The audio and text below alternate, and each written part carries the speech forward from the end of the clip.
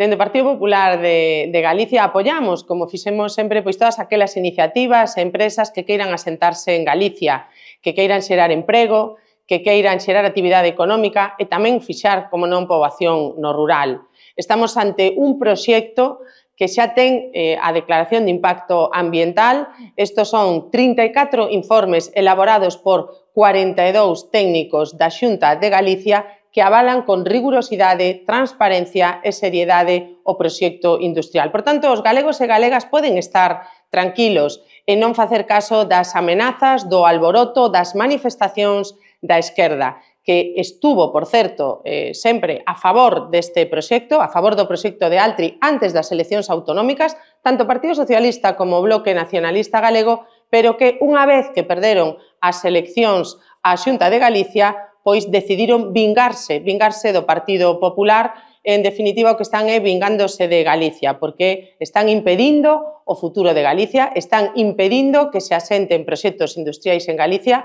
que ao final o que van a dar é emprego para a nosa xente máis nova que tamén o necesita, e fundamentalmente no noso rural galego. Este sábado veíamos unha vez máis